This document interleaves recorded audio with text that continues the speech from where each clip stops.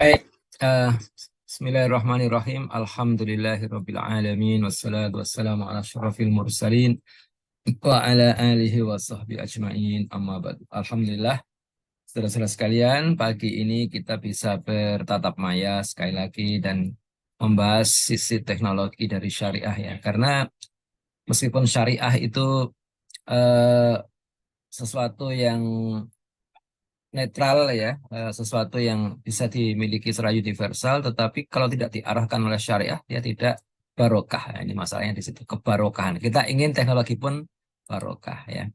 Baik, saya akan share screen ya. Ini kita membahas mengatasi polusi dan sampah ya. Ini sangat serius persoalannya karena kita ini sekarang darurat polusi ya.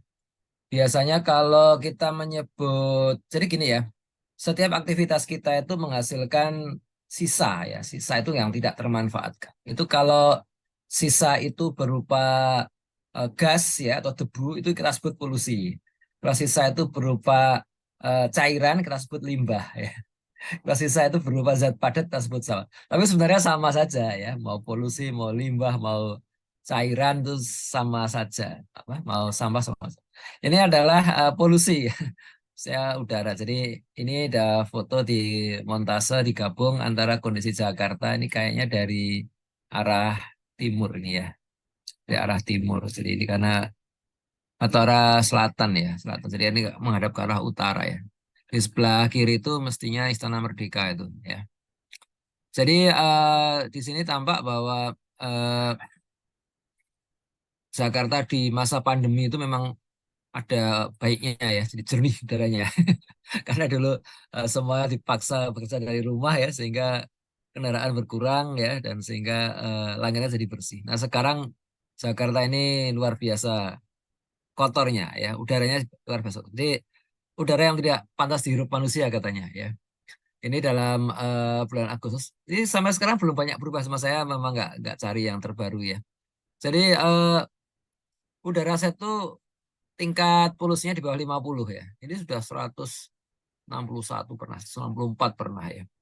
Ini Depok sama Bogor nggak beda jauh ya. Depok, kalau Cianjur mungkin agak lumayan dikit lah ya. Tapi Depok, Bogor, Masya Allah ya. Alhamdulillah. Jadi parah lah, pokoknya parah ya. Jadi seperti itu. Ya.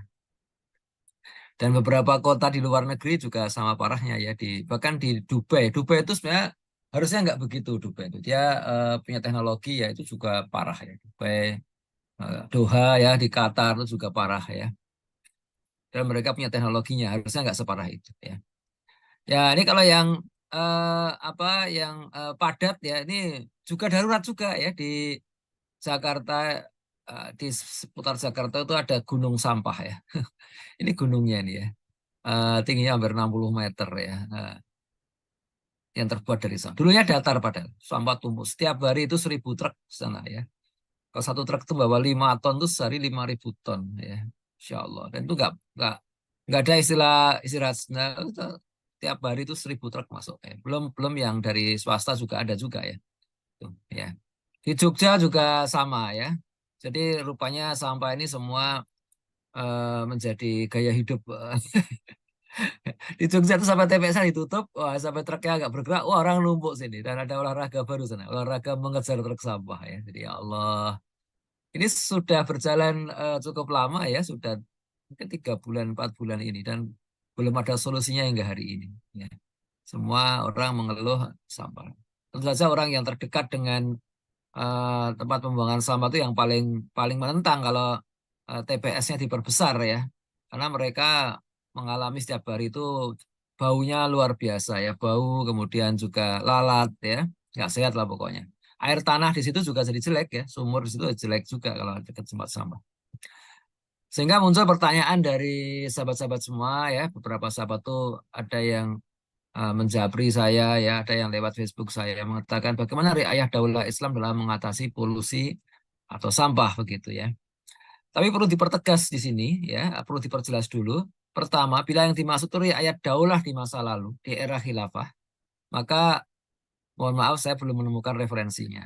Ada satu dua referensi yang sangat sedikit lah yang nggak signifikan. Kenapa? Karena zaman dulu itu soal polusi dan sampah ini masih minimum ya. dan semuanya praktis masih sampah organik.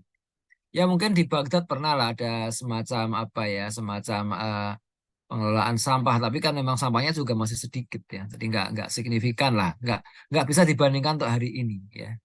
Yang kedua, belum ada limbah plastik atau mikroplastik. Ini yang merupakan produk era modern, ini yang mengerikan ya.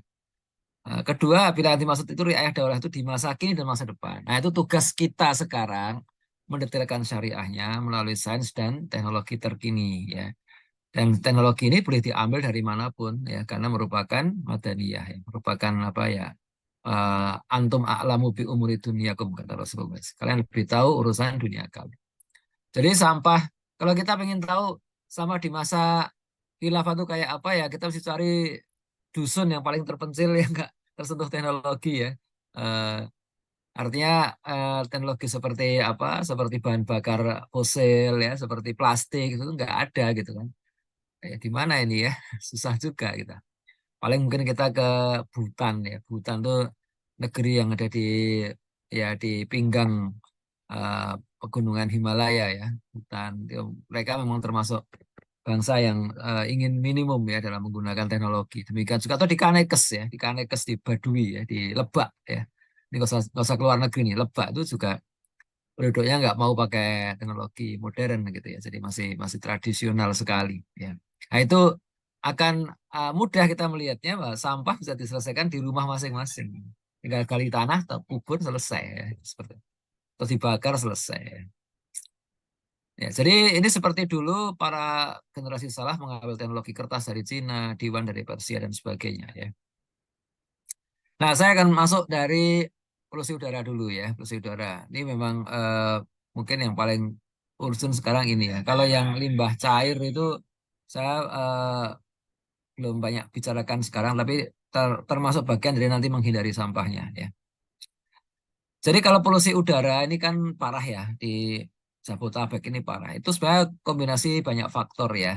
Ada musim kemarau ya, kan sudah lama nggak hujan ya. Ya baru sisa sebulan terakhir itu baru 2 kali di Bogor tuh hujan, 2 kali.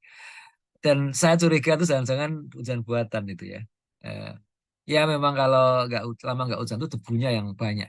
Dan itu memang sesuai ya. Jadi eh, polusi di, di, di Jabodetabek ini paling banyak itu ya debu ya, bukan bukan dari apa pembuangan apa knalpot ya asap. Asap itu kan ada yang debu ya, namanya aerosol ya kalau bahasa kimianya itu. Dan ada gas-gas buang ya, bisa CO2, bisa CO ya, monoksida ya, karbon monoksida, bisa sulfur dioksid ya, bisa nitro oksigen bisa apa oksida nitrogen ya NOx ya X itu bisa NO3 NO4 gitu ya. Nah itu yang paling utama itu debu. Debu itu partikel yang besarnya itu sangat kecil ya, cuma 2,5 mikron sampai 10 mikron ya, sangat kecil. Nah kemudian karena musim kemaraunya panjang, proyek konstruksi itu banyak yang memanfaatkan kemarau ya. Karena kalau musim hujan itu terbatas harinya kan. Hujan lebat tuh nggak berani itu apa tukang-tukang tuh naik tempat-tempat yang terbuka yang tinggi itu nggak berani ya. Takut kesambet kesambet petir maksudnya ya. Nah jadi banyak proyek konstruksi ya. Nah kemudian juga banyak PLTU yang baru beroperasi pada kuartal kedua ya. Jadi mulai April itu ya. Itu banyak juga yang baru, yang swasta-swasta itu banyak yang baru ya. Jadi bukan cuma yang di Suralaya bukan yang ditambah juga ada aturan dari Undang-Undang Cipta Kerja ya yang eh, menghapus pasal bahwa abu batu bara itu masuk masuk bahan beracun dan berbahaya. Nah, dulu abu batu bara itu B3 ya. Nah, sekarang di Undang-Undang Cipta Kerja sudah dihapus ya. Bukan lagi B3. Jadi boleh boleh jual ke pabrik semen. Pabrik semen tuh buat pabrik semen lumayan tuh kalau abu sisa batu bara itu ya, abu batu bara di PLTU itu. Tapi juga ternyata dampaknya adalah karena dia bukan lagi barang beracun berbahaya, maka PLTU itu tidak perlu pasang filter. Wah, ini yang jadi masalah ini. Ya, jadi kalau yang PLTU lama pasang ada filternya tuh, ya mahal filternya itu kan, miliaran harganya itu. Nah, itu sekarang nggak pada dipasang. Ya. Kemudian juga setelah pandemi selesai itu kan kendaraan pribadi melonjak lagi ya. Lalu di daerah pertanian ya di daerah pedesaan itu ada pembakaran biomas ya, pembakaran apa sekam apa itu untuk membersihkan lahan atau hanya untuk memasak juga ada ya. Terus kita akui gitu kan.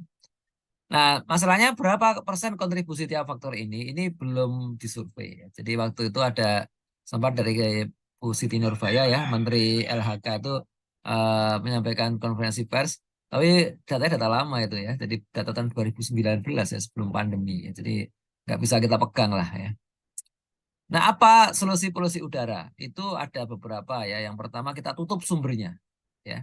Jadi tentu saja kalau menutup sumbernya itu kita harus mengurangi kendaraan berbasis bahan bakar fosil ya. Kemudian sekarang loh kalau begitu pakai kendaraan listrik dong. Kendaraan listrik sumber listriknya dari mana? Kalau sumber listrik dari bahan bakar fosil juga dari PLTU ya atau PLTG ya atau PLTGU itu semua fosil ya. Ya diganti juga ya. Apa gantinya? Ya di antaranya adalah dengan energi nuklir ya atau energi terbarukan. Energi terbarukan itu misalnya solar panel ya panel surya, kemudian apa PLTS ya, kemudian PLTB ya tenaga bayu ya tenaga angin ya, tenaga geotermal di gunung api itu yang terbarukan. Hanya memang kita kurang masif ya dan mahal juga. Serta ada masalah lain adalah bahwa eh, PLTS atau PLTB itu fluktuatif ya, kadang cepat, kadang ada, kadang tidak. Yang namanya angin ya kita kalau baru sekali dua kali ke pantai pas anginnya kenceng wah anginnya besar. Tapi kalau kita pasang alat yang anemometer ya untuk menghitung kecepatan angin dan dipasang sebulan penuh ya itu baru lihat kita bahwa ternyata ada apa fase-fase dia tuh anginnya mati nggak ada angin ya. Kalau anginnya mati kincirnya nggak berputar ya. Jadi PLTB-nya tidak menghasilkan listrik itu persoalan. Ya. Demikian juga panel surya ya pas terik matahari ya listriknya besar tapi kalau tiba-tiba awan ya turun, apalagi malam hari nggak ada. Jadi itu persoalan di energi terbarukan ya. Nah, maka harus ada energi yang siap pakai untuk beban dasar, yaitu nuklir. Ya. Nuklir itu kalau anu, luar biasa itu ya. Ya, jadi ini ya, ini di sumber polusi besar itu adalah PLTU ini kan ya.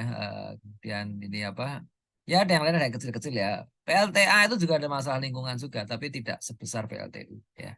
Nuklir juga ada, tapi yang nggak sebesar PLTU. Itu seperti itu. Nah, kemudian di pembangkit-pembangkit itu ya di PLTU misalkan itu ya kalau masuk memang kita belum punya nuklir. Nuklir itu kalau kita putuskan sekarang jadinya 10 tahun itu ya. Presidennya sudah ganti sudah 10 tahun. Nggak cepat bikin PLTN itu ya.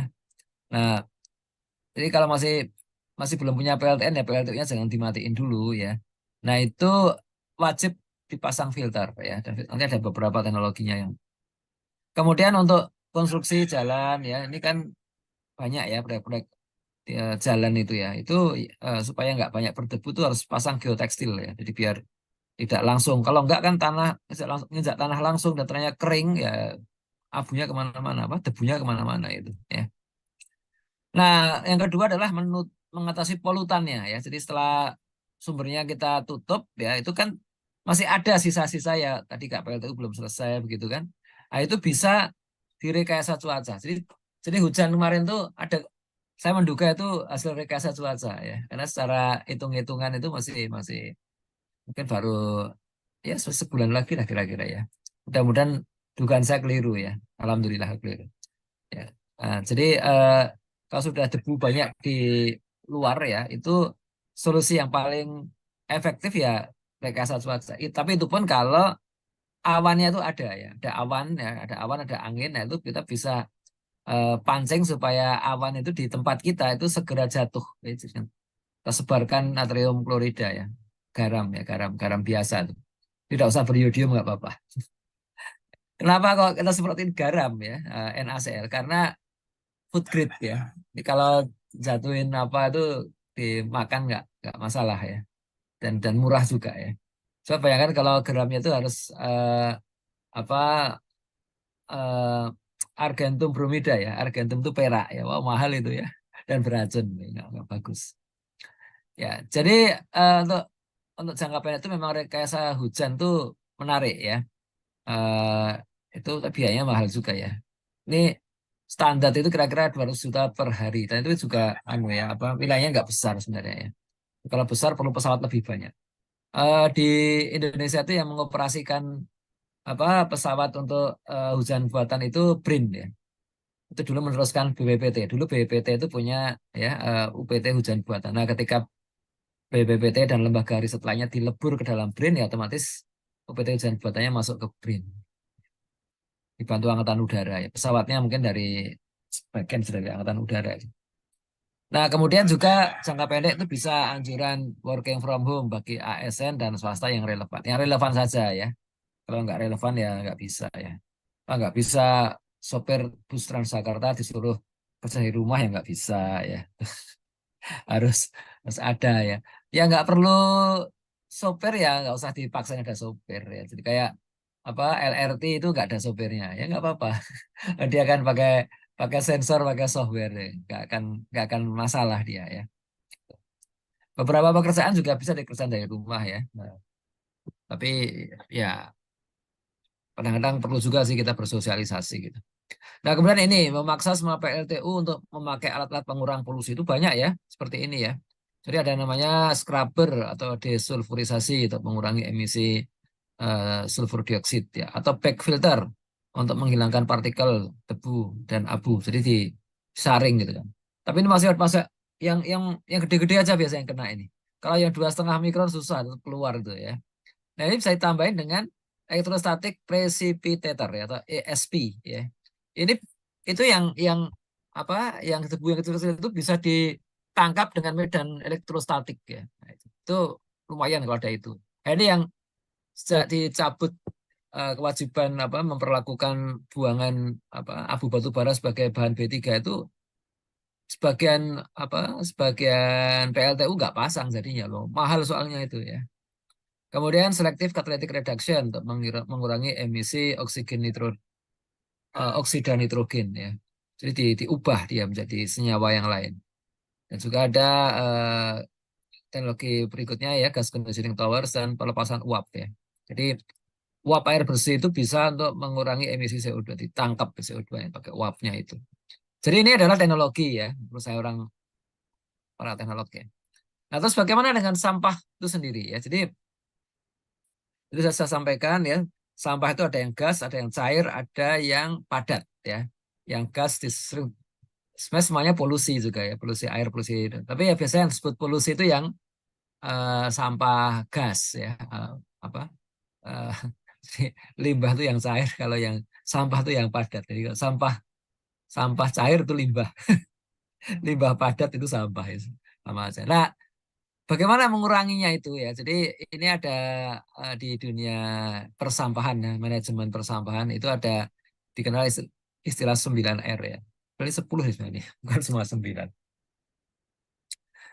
Dimulai dari R0 itu refuse ya, refuse. Jadi kita kalau memang nggak ingin nyampah ya nolak-tolak aja ya. Sesuatu yang paling cuma nyampah kok. Tolak aja ya.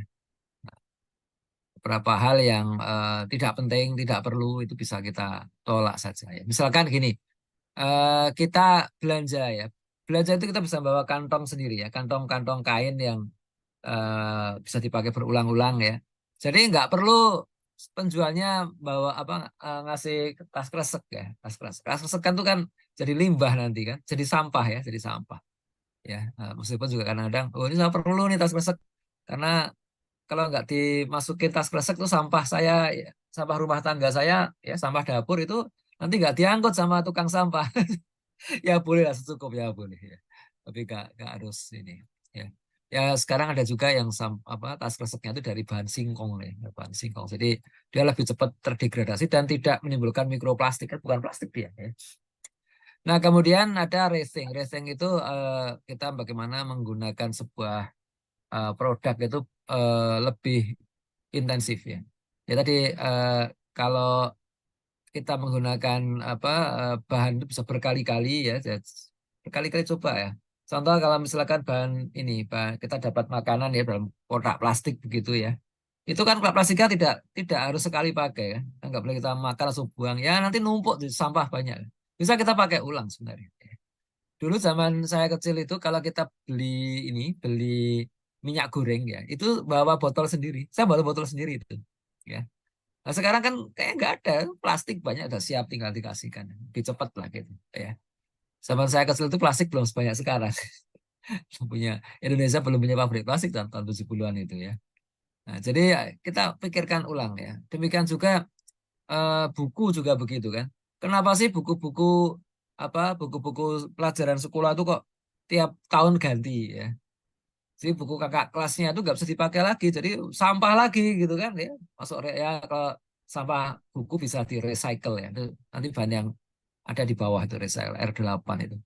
Kemudian juga reduce. Reduce itu meningkatkan efisiensi dalam produksi ya dengan mengurangi bahannya ya, mengurangi bahan. Jadi untuk menghasilkan satu tas plastik itu perlu berapa sih ya? Perlu bahan apa? Ini reduce ini ya. Kalau kita bisa kurangi bahannya itu di sama apa? Tas tas kreseknya tuh makin tipis, makin itu yang mau kita pegang sih ya. Kalau kalau yang mau kita kantong itu berat ya, kalau tipis banget sobek, nggak kuat. Tapi saya pakai yang reduce ini contohnya ya. Kalau saya pergi ke suatu tempat yang itu tuh ada angkutan umum ya, ada angkot gitu kan. Saya punya kendaraan ya, tapi udahlah saya naik angkot aja. Ya memang nggak senyaman naik naik mobil sendiri ya, nggak senyaman itu. Karena mobil sendiri saya bisa ada AC-nya ya, bisa murotal segala macam. Tapi udahlah, ini kalau saya pergi naik angkot itu pertama saya mengurangi polusi ya, karena mobil saya kan lumayan kalau 1 liter itu cuma 8 kilo ya, kalau mobil yang agak besar cc-nya gitu. Nah itu kan lumayan ya. Saya pulang pergi itu 40 kilo, 5 liter ini ya. Itu lumayan mengurangi itu. Ya, ya mungkin juga hemat hemat budget juga. 5 liter itu 50.000 loh. Ya, ditambah juga wah ini saya jadi memberi income bagi sopir angkot ya, tambahan ya. Jadi pulang pergi paling 10.000 saya. Kalau saya sendiri 50.000. Ya. Tapi ini bukan soal uang, ini soal mengurangi polusi. Ya, mengurangi polusi. Saya nggak masalah kalau cuma seperti itu. Ya, cuma tadi ya reduce. Demikian juga reuse ya. Jadi barang dipakai ulang ya. Tadi ya, buku pakai ulang ya. Itu banyak sebenarnya kita cari itu banyak ya. Botol pakai ulang ya.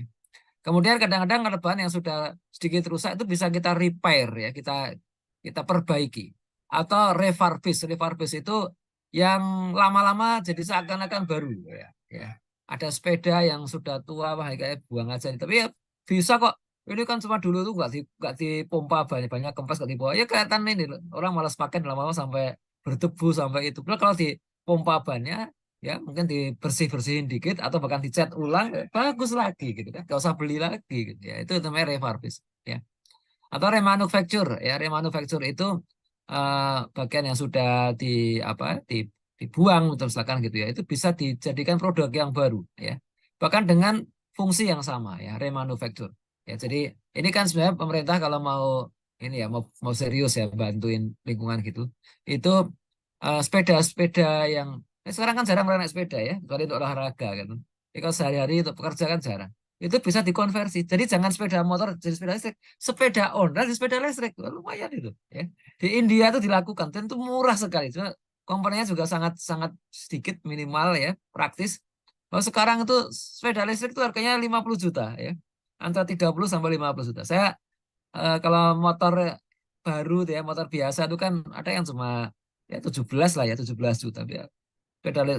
Motor listrik 50 juta dapat 3 itu ya. Jadi itu kan eh, apa tidak pas gitu kan. Jadi padahal sudah disubsidi itu ya. Itu masih 50 jutaan, mahal sekali. Dan itu kalau kalau baterainya sudah soak ya, harga baterai yang baru hampir sama dengan beli motor baru ya, masalahnya ya. Nah, itu kan mestinya bisa lah dikonversi jadi murah ya. India tuh seperti itu, dia pakai pakai eh, konverter sederhana ya, sehingga sepeda-sepeda tua yang nggak harus tua ya, sudah baru juga boleh. Itu bisa dengan mudah jadi sepeda listrik gitu ya. Lumayan kalau mau ke kantor cuma 10 kilo, 20 kilo cukup itu ya. Tuh, itu remanufacture. Kemudian repurpose ya, itu produk yang lama yang sudah dibuang ya, itu jadi produk yang baru dengan fungsi yang berbeda. Ini fungsi, kata fungsinya itu yang penting ya, kata fungsi yang berbeda ya. Tadi misalnya agak sepeda ya itu atau mobil lah, mobil aja. Mobil bannya sudah ganti, ban bekas ya. Ban bekas sudah gundul-gundul. Mau buat apa tuh? Repurpose. Bisa buat di taman ya, jadi tempat main anak-anak bisa ya. Itu namanya repurpose. Bisa buat ayunan, bisa buat kursi, itu repurpose. Jadi fungsinya berbeda ya. Kalau recycle itu materialnya diolah ya. Tadi plastik-plastik diolah jadi kresek hitam, kresek yang lebih rendah ya. Tadinya food grade jadi nggak food grade, ya nggak apa-apa ya. Atau recover itu ya dihancurkan ya, sama dihancurkan jadi energi ya. Ini contoh ya, ini teknologi sampah ya, limbah padat ya. Nah, untuk kendaraan bermotor ya, ini memang kita memang harus ajak untuk berpikir ulang ya, racing ya, racing itu di R1 itu ya. Jadi gimana kita itu nggak harus semua naik motor sendiri ya, naik kendaraan umum itu ya berkurang sih. Sekarang ini banyak kendaraan umum itu mati. Kenapa? Semua orang punya kendaraan pribadi. Ya, beberapa daerah itu sudah nggak ada kendaraan umum tuh, ya. Susah nunggunya lama sekali. Jogja misalnya ya, Jogja itu kendaraan umum selain Transjog ya, itu lama sekali. Dulu ada angkot banyak di tempat, tapi sekarang nunggunya bisa 1 jam, Bos. Ya. Nah itu kalau orang nggak pakai kendaraan umum dan sistemnya tidak bagus ya, ya mati. Tapi kalau daerah itu mensubsidi kendaraan umum ya, itu ya hidup lah. Kayak Jakarta itu kan angkutan umum Transjakarta kan disubsidi sekarang ya. Jadi termasuk Jaklinggo ya, angkot-angkot yang tergabung dalam sistem Jaklinggo itu disubsidi. Jadi sopir itu dibayar sesuai kilometernya. Jadi dia ada penumpang ada enggak dia dibayar. Ya. Loh, gimana ngeceknya? Ada GPS sekarang kan? Ada GPS, jadi nggak bisa bohong juga sopirnya. Ya. Jadi dia harus kerja seperti itu. Nah, penumpangnya bayar sesuai dia tripnya. Ya, jadi sopirnya pasti dibayar, nggak peduli ada penumpang atau enggak, dia jalan aja, ya jalan sesuai jadwal. Jadi jadwalnya ada dan itu lumayan itu seperti itu. Ya. Nah, cuma memang kalau semua orang beralih ke angkutan umum lah nanti pabrik pabrik motor, pabrik kendaraan bermotor nangis ya. Waduh ini penjualan turun ya. Bengkel-bengkel juga nangis ya, spare part nggak ada yang beli. Ya ini makanya perlu racing ya, perlu pemikiran, perlu berpikir ulang. Masyarakat ini mau gimana ini ya, ya. Mau sehat atau mau banyak, banyak duit? Kalau sehat ya tadi banyak keangkutan umum ya nggak usah naik. Ya memang berkurang sedikit komfortnya lah ya. Kalau kendaraan umum namanya barang-barang kan mesti nunggu gitu kan ya. Lagi kalau naik kereta itu ya udah berjubel. Tapi ya itu salah satu solusi yang sangat murah ya. Saya kira cukup baik dan kurang ya orang-orang dari daerah Bogor yang kerja di Jakarta atau dan akses ke kereta itu deket itu tidak menyia-nyiakan kesempatan itu karena dari Jakarta dari Bogor ke Jakarta yang terjauh itu cuma Rp7.000. Wah itu bisa jauh banget. Dari Bogor sampai Banten ya, saya pernah itu naik kereta dari di tempat saya sampai Banten itu cuma habis berapa itu? 13.000 ya. Wah itu jauh banget. Ya 13.000. Pulang pergi 26.000. Kalau saya naik naik mobil sendiri ya itu ratusan ribu itu ya. Jadi luar biasa kan. Ya, ya memang agak agak perlu menyesuaikan jadwal, nggak bisa cepet gitu kan ya seperti ini. Ini kalau orang naik mobil sendiri itu wah sebanyak ini yang diperlukan space-nya itu ya. Kalau naik sepeda bisa ya berkurang. Naik bis lebih berkurang lagi, masuk semua dalam satu bis. Jadi ini contoh ya betapa efisiensinya kalau kita mau berubah seperti ini ya. Kita ini sekarang malas naik angkutan umum karena angkutan umumnya juga jarang ya. Nunggunya bisa lama dan sering nggak dapat juga ya. Berdiri lagi.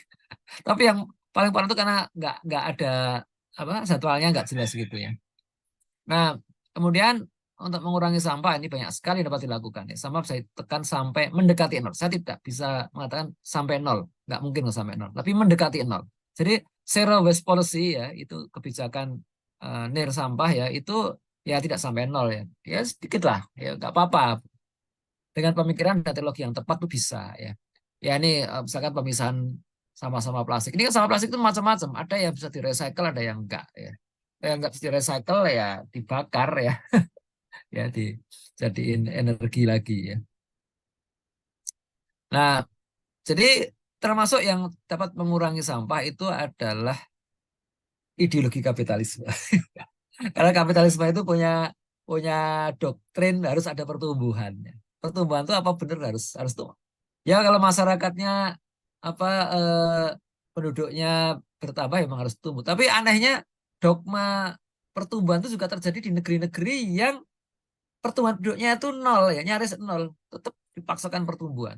Kenapa ya tadi kapitalisme itu. Jadi nah itu eh, akhirnya mereka mendorong supaya orang itu berkonsumsi. Jadi kalau menurut kapitalisme, orang naik sepeda dengan naik mobil itu baik yang naik mobil. Kalau orang naik sepeda itu tidak menciptakan pertumbuhan. Saya sekali pas dia beli sepeda ya. Karena loh dia nggak pakai bahan bakar ya. Dia nggak bayar asuransi.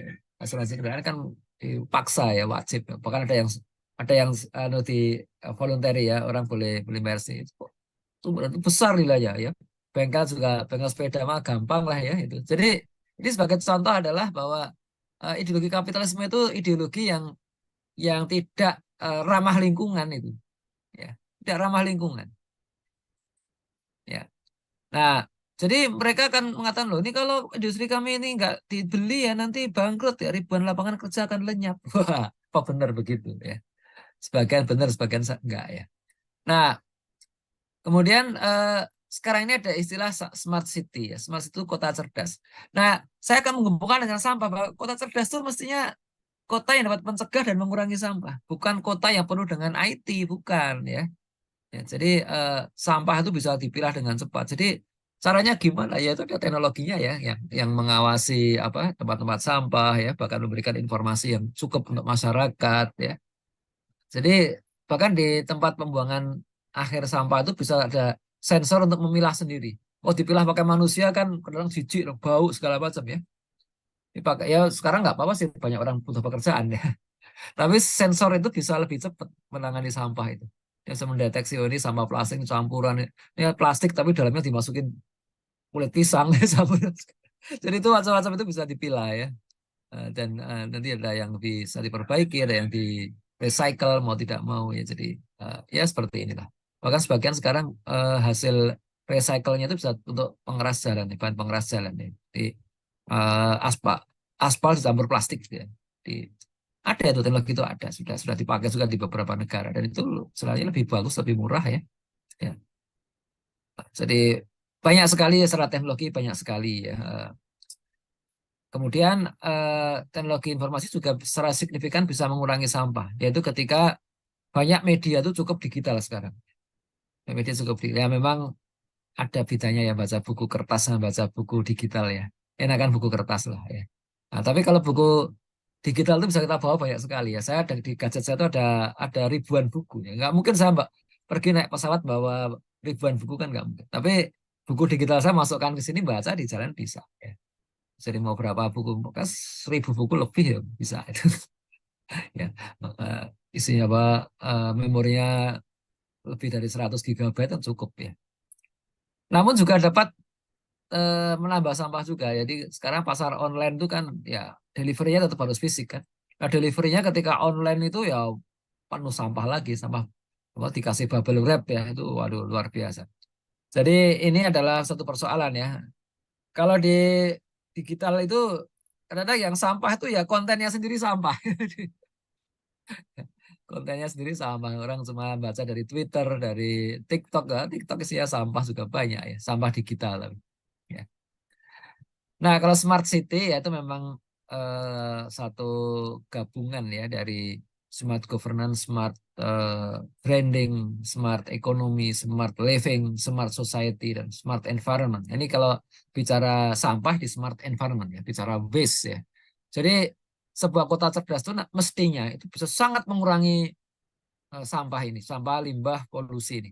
Contohnya kota mana? Ya, ini dengan segala hormat, mohon maaf, Pak. Satu contoh kota yang cukup bagus, yang cukup smart city itu Singapura. Ya. Kita mungkin nggak setuju dengan banyak hal dari Singapura, tapi dalam teknologi mereka memang unggul. Ya. Mau ngomong apa ya? Dalam pemberantasan korupsi mereka lebih unggul dari kita. Ya, gitu. Jadi mereka sudah menggunakan. Jadi kayak orang ngurus surat-surat, ngurus apa, mau izin usaha itu di Singapura cepat sekali. Itu. Teman saya sendiri ada yang dia bisnisnya itu coba masuk ke pasar global. Kalau dari Indonesia, waduh itu terlalu banyak mafianya ya. Nah ke Singapura ya, Singapura tuh nggak sampai 2 hari beres ya. Jadi dia jualan dia dia punya kantor di sana, dia hire orang ya untuk kerja nungguin kantor tuh. Dia kerja orangnya di Indonesia ya, siapa? Si teman saya ini tinggalnya di Indonesia. Dia punya pekerja lokal di Singapura untuk jagain kantor aja ya. Jadi kalau ada sesuatu ada apa ya dibayar lah ya. Eh, itu pun tidak harus full time ya, bisa part time gitu. Itu lagi smart smart office kalau itu ya, smart ekonomi ya. Seperti itu. Jadi nggak cuma sekedar digital city, enggak ya. Tapi bagaimana kita mengelola sumber daya seluruh kota itu dengan solusi yang inovatif, efisien, ya, efektif, dan berkelanjutan ya. Nah, jadi memang perlu teknologi, tapi tidak hanya IT ya, perlu teknologi arsitektur, sipil, kimia, biologi, geospasial, lingkungan, dan sebagainya. Juga perlu ilmu syariah juga ya. Smart city kalau nggak syari ya buat apa? Harus syari juga ya. Perlu ilmu politik juga, perlu ilmu sosiologi juga, dan sebagainya. Jadi smart city itu nggak sekedar tentang teknologi, tapi transformasi seluruh stakeholder daerah untuk berbudaya. Ya. Ini banyak yang lain tuh semua. Ya, termasuk data data data pertanahan itu harusnya transparan juga ya. Jadi kalau data pertanahan transparan itu nggak akan terjadi kayak di Rempang hari ini ya. Rempang itu kan karena diantaranya data pertanahannya misteri ya, orang nggak tahu. Jadi daerah penduduknya langsung di blok, kasih ke seorang pengusaha itu kan seolah-olah nggak ada. Itu harusnya nggak seperti itu ya. Nah, kita perlu berbagi peran juga. Jadi ada peran individu ya. Peran individu itu setiap orang tuh punya tanggung jawab sesuai kapasitas dan posisi masing-masing. Kalau dia pemilik warung ya, pemilik warung itu ya harus menjaga agar limbahnya kemana-mana ya, nggak buang di selokan. Sekarang tuh perusak selokan paling banyak itu warung yang nongkrong di atas selokan. Banyak kan ada kita saksikan tuh ya, dia buang buang limbahnya, buang sampahnya di selokan. Wah ya, cepat penuh selokannya ya. Bahkan saya pernah lihat ya, selokannya itu ditutup ya, nggak kelihatan dari permukaan tanah. Tiap pagi ada yang nyapu di sepanjang jalan itu, tapi sampahnya itu dimasukin selokan juga. Di ujung itu ada lubang masukin belum-belum gimana sih ini? Nah, itu konyol itu ya. Jadi tukang sampahnya juga termasuk yang bertanggung jawab itu ya.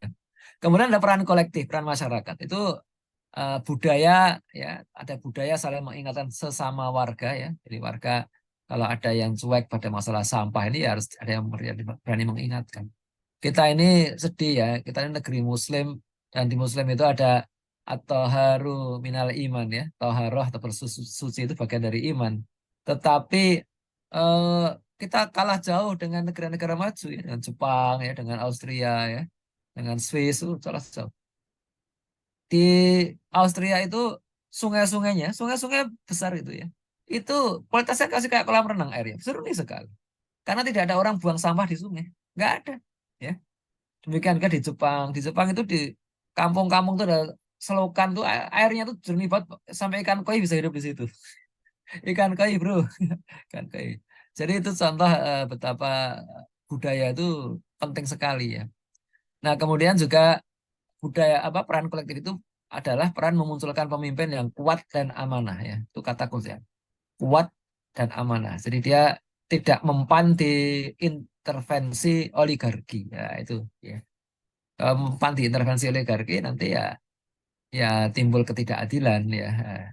Jadi itu amanah, perlu amanah juga ya. Kuat dan amanah. Qawiyun amin kalau di dalam Quran ya waktu kisah Nabi Musa itu ya. Jadi anaknya Nabi Syuaib itu minta kepada ayahnya supaya Musa ini dipekerjakan karena dia seorang yang qawiyun amin ya, kuat dan amanah ya. Kemudian budaya peran kolektif itu juga menjaga suasana kondusif untuk menjaga penguasa tetap baik.